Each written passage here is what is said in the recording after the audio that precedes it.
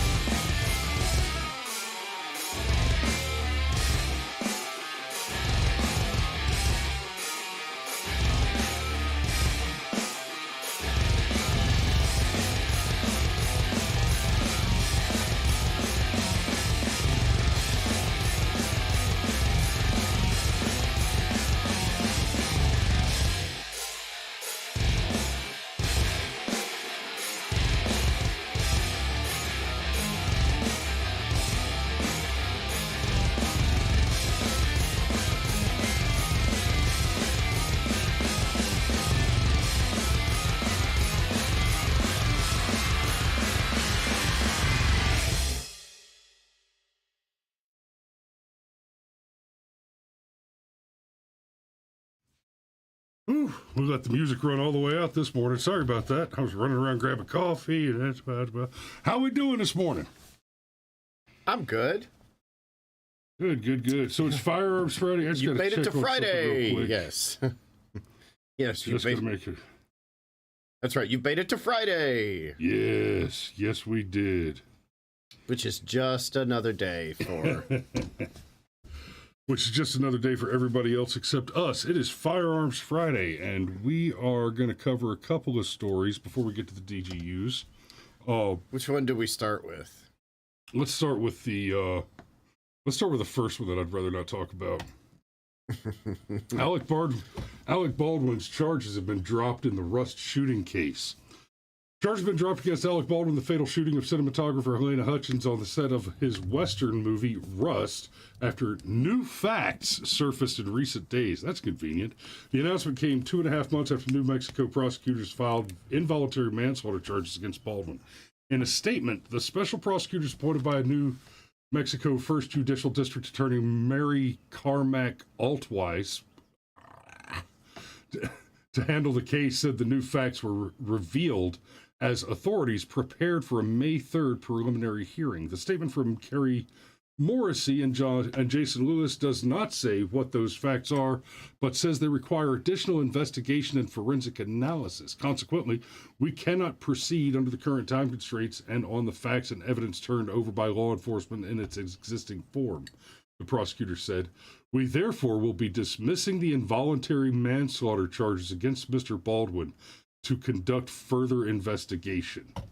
Remember what I was saying yesterday about the Chauvin case and how they moved for a change of venue, and the judge said, well, I'm not going to allow you a change of venue based on the claim that you can't get a fair trial in this district because for the same reasons you can't get a fair trial here, you can't get a fair trial anywhere.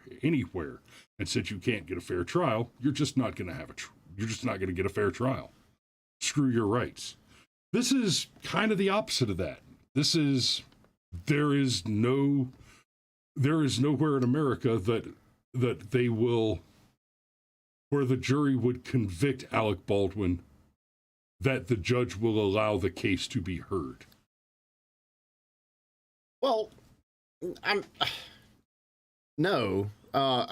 as I did reading on this, apparently one of the facts, and boy, do I use that word lightly, but one of the facts that came to light is apparently the gun did just possibly go off. Yeah. No, it didn't.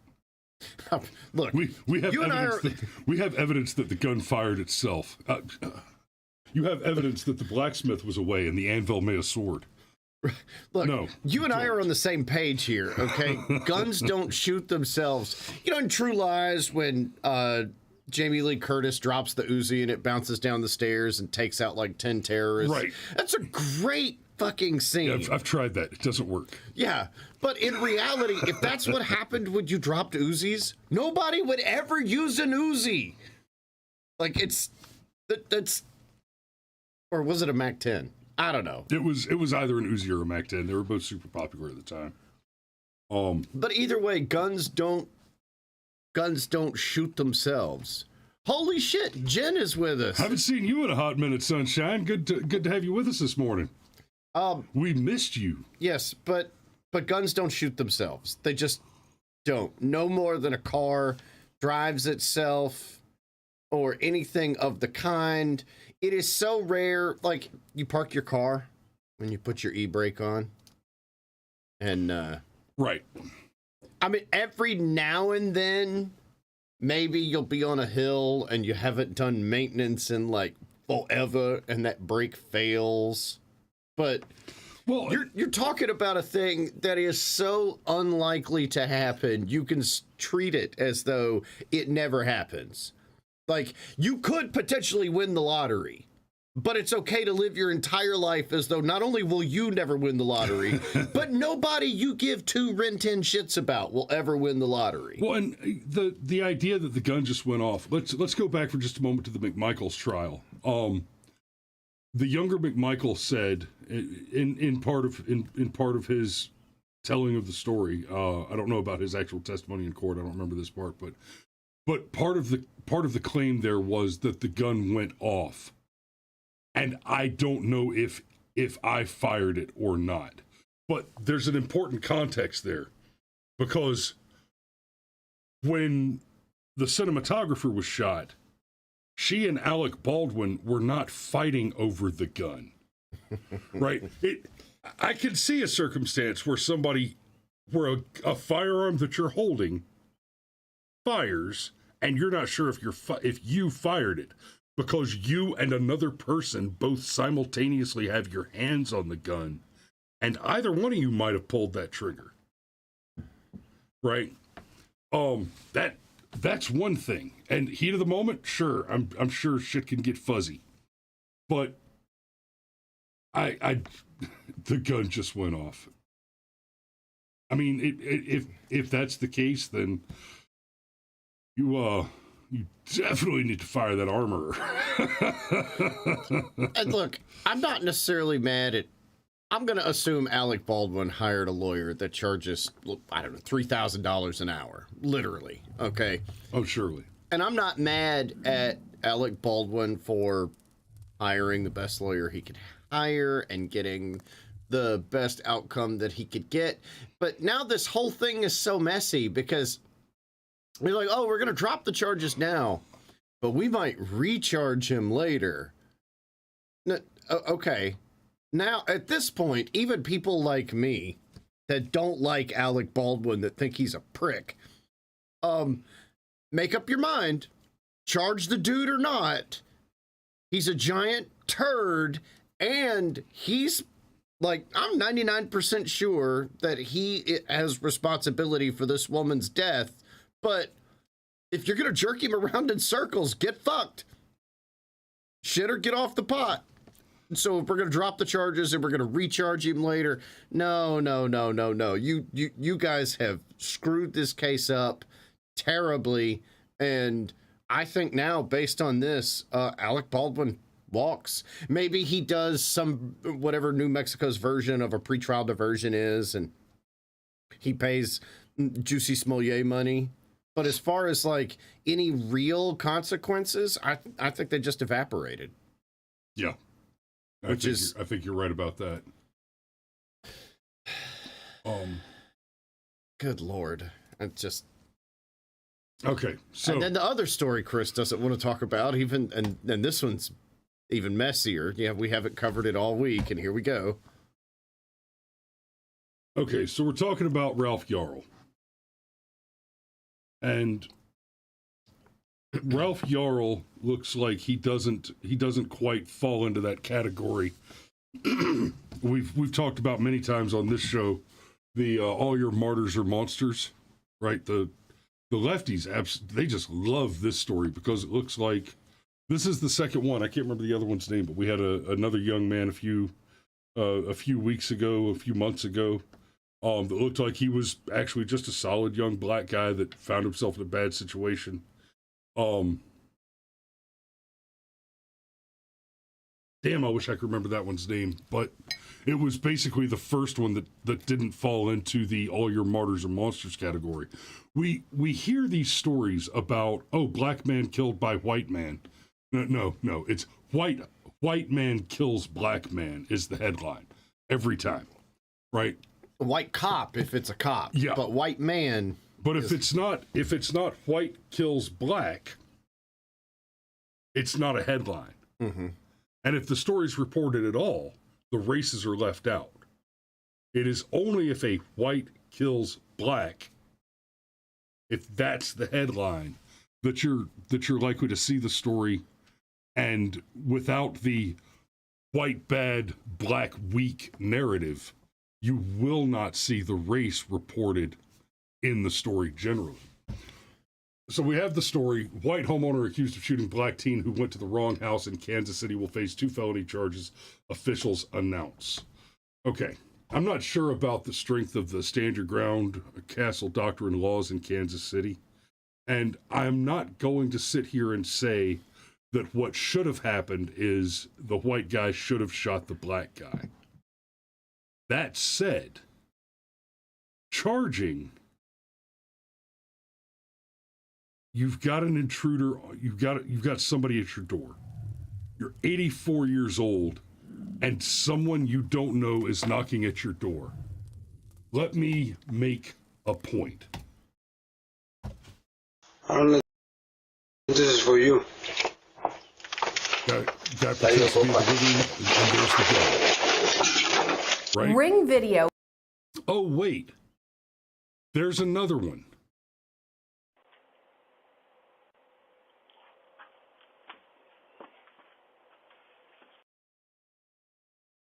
Right? These stories where people are coming to the door.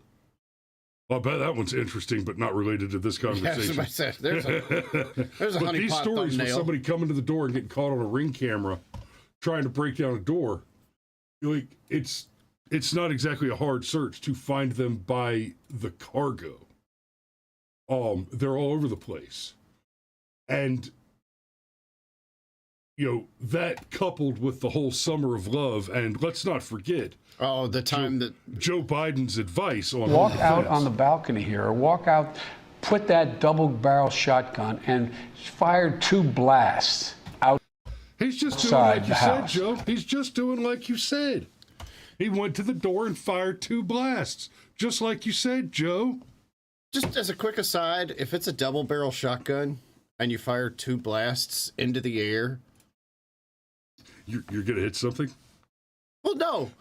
Well, yes. I mean, where's the third shot come from if you need it? Yeah. I mean, you fired your double-barrel shotgun twice. Congratulations, Joe. You're now disarmed. Yeah. Now, look, shooting a kid through the door, who was not committing any criminal acts. This is a legitimate mistake. Because it's funny the way that the headline reads this, the way the headline portrays this. It's much less of a story if the headline says something to the effect of, okay, guy shoots person by mistake, gets charged with crime. Suddenly that's a headline that doesn't mean anything. I saw that, and I think yeah. we can't unwed. Are you referring to the poster of the history of the American soldier and the history of the United States Marine Corps? So anyhow, but in a completely different context, saying, oh, you shot the wrong guy and now he's being charged with felonies, you go, okay, well, that actually makes sense. So in other words, the system worked as it was intended to work. But of course, there's the narrative. There's the, well, old white guy shoots young kid who, by all accounts, is, good student, and his parents sent him to the wrong house by mistake. Like, everything about this was accident on top of accident on top of accident. Now, let's be clear. Or just like I'm tired of the tranny thing. You know what? I'm now officially tired of the race thing. Okay, let me hit that hard for a minute. Well, hold on. I set that up. Okay, come on. I set that up. If you want to bring race into this, fine. Bring race into it. In Kansas City, when people are arrested for violent crimes, what do you think their race is? That's all. I mean, by national statistics, I'm not even talking about by national statistics. Functional guarantees, but okay, the race element in this particular story.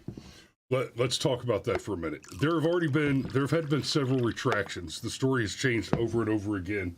The first story was that the kid knocked on the door and the homeowner opened the door and shot him twice. The second, the next correction, involved him firing straight through the door, and it looks like that's what actually happened. Is he just fired through the door, fired through a glass door with a .32 caliber revolver, according to this story. Oh, I thought it was an AR-15. So, yep, there's been a story that said it was an AR-15. There's been a story that said it was two shotgun blasts. I wondered how the kid survived being shot in the head with .223.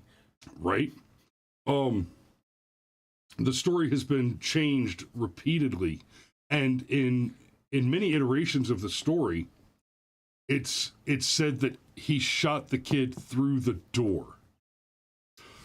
And that's an important little piece there, because Andrew Lester will face charges of assault in the first degree and armed criminal action. Authorities have issued a warrant for his arrest, according to Clay County prosecuting attorney Zachary Thompson, who says, I can tell you there was a racial component to this case. Can you now? Based on fucking what? If you must automatically assume that every time a white man in fear for his life kills a black man in self-defense, that it was done because the white man was a racist, then the converse must also be true. I don't know that there wasn't a racial impetus in the case. But you know what I do know? Is that the only evidence you've provided to the contrary of that statement is that the races are narratively convenient for you. And look, obviously, and we live in a world where these sorts of caveats are necessary. Obviously, we are not saying all black people are violent criminals or anything, patently stupid like that. I'm a big believer in repealing the NFA, and one of the main reasons I want the NFA repealed is I actually believe that law's got systemic racism baked into the pie. I want the hood armed. There'd be a lot less crime in the hood, okay? Be clear here. However, you want to shove race into this. You insist on shoving race into this. Well, I mean, it's kind of like that thing Scott Adams said. You know, you want to move away from high crime areas? Well, all you have to do is move away from areas that have a dense concentration of black people. I didn't want to bring race into this. I think it's sad as fuck that a 16-year-old kid got shot. But you brought race into this. Okay, and if you want to bring race into this, fine, I will. I'm tired of running from the narrative. I am tired of allowing you to control the narrative. I'm tired of you're allowed to say whatever, and I just have to accept it as normal. And I'm the bigot if I push back. Fine, I'm a bigot, and I'm a transphobe, and I'm a homophobe, and I'm all the other terrible things I'm supposed to be. But biological men are men, and for whatever reason, more black people are arrested and prosecuted for violent crimes by an order of magnitude than any other race in this country. It's just a fact. You want to talk about how we solve that problem? That's great, but fomenting hatred and anger and trying to perpetuate your narrative and having the president like invite this kid's family to the White House because this guy from Kansas City is secretly a member of the KKK or whatever bullshit just needs to stop. If we're going to be offensive, I promise I can win that game. And I'm tired of not being offensive. That's a rules for radicals thing. People like me are supposed to be Christian and polite, and there are certain things you don't say and don't discuss and don't do. Well, damn that. I'm tired of it. And if I'm going to be the villain anyway, fuck it. So, yeah. Got anything you want to... Nope. Let's do a couple of DGUs and get off the air because stuff to do. Right. Smyrna homeowner shoots and kills man breaking into his home. Police say, Mom sent me this one. Homeowner shoots and kills man who broke into his home. Police say a homeowner shot and killed a man who was breaking into his house. Smyrna investigators still looking into the Sunday evening shooting. Smyrna police say a homeowner... Jesus, really? First response... Okay, we're there. We're there. There's a story here somewhere. We're going to find it. Rawr! First responders raced to the home near the corner of Loch Lomond Lane and Highland Drive. Detectives immediately went to work. Police tape was visible along a dirt path which leads to the backyard of the house. Police have not released the name of the homeowner or the man who was shot and killed. Neighbors are stunned. That's very terrifying to hear this type of neighborhood, in this type of neighborhood, said Paige Nowaki, who lives nearby. A man trying to break into a Smyrna home was killed. This really is a quiet neighborhood just a couple miles from Truist Park. They say this is the kind of place where everybody waves to each other. They say crime is practically unheard of, and they're stunned there was a deadly shooting. People protecting their houses, it happens more times than not. I'm glad the homeowners are okay and protected themselves. Still, it's terrifying, says Nowaki. You know what would be more terrifying? The homeowner not protecting themselves. Correct. Look, I get it. It's scary. Scary thing happened in your neighborhood. You know what happens when the homeowner doesn't defend himself? The criminal gets not just that victim, but the next one? But the next one. And at least one more. That. Yeah. Yeah. No, look, I get it. Scary thing happened in your neighborhood. That is scary. But at the same time, criminals are just like everybody else. They, human beings are pattern recognition animals. And if going to that subdivision over there to steal your flat screen has a chance to get you a belly full of buckshot, you're going to skip that neighborhood. Well, okay, so we got this chick named Paige Nowaki. That sounds like a white girl all day. Dakota Jared. That sounds like a white girl too. I'm pretty sure it's a white dude, but sorry, buddy. you fell into the that particular period of history where Dakota is not a man's name anymore. But anyway, the point I was about to get to. Bet a paycheck the burglar was white. Oh, you mean because they didn't mention his race at all? Mentioned at all? Yeah, it's weird how that works. It's weird how that works. You're probably looking at a transplant Florida man type character. You know, it's almost like the media wants to push the race narrative because it's easy and it gets some clicks. It's almost like the vast majority of us, real people in the world, don't care. That's all the cookie information. I have to switch this Strictly one back cookies. over to the thing. We could just go to the next one. Yeah, you crapped on my reader app, so we're just not going to share your story. I wonder how many of these websites are like deliberately writing their cookies so that you can't use a reader app on them for this exact thing. So you will look at my advertisements. I will justify that 10 cents for the whatever. Wow, the next one's doing it too. So that just ran me out of DGUs. All right, it is 7:56. Let's go ahead and just let's do a safety brief and get to work. Always with the work. Patrick Brown says, hold up, you're saying racism is clickbait now? Yeah, actually, I am. Yeah. Especially any kind of racism where you can say a white liberal Christian is the racist. That is like, man, that's the narrative. That is the narrative. What I have said here, I mean, bless Scott Adams for blazing the trail, because cost that man a few $1,000,000. But what I said here, I would not have felt comfortable saying a few weeks ago because someone else had to blaze the trail. Now, I know I'm not racist. I actually know that I support changes to our system that I think will help solve for systemic racism. Solve against systemic racism. And yet I have said things that chop them up, take them out of context, and we're the next clickbait article. Especially you, dude, like with your big beard and everything. Don't let them find a picture of you wearing a leather jacket on a bike. It'll be over. Oh, Jen says my 22-year-old just bought his first gun and his second gun. That is Jen, we are super proud. Man, that's congratulations. All right, let's go ahead and wrap this one up, y'all. It's Friday. We're going into the weekend. Y'all be safe out there. Don't drive drink. Don't fry bacon naked. And for God's sake, don't talk to the police. We love you, and we will see you on Monday.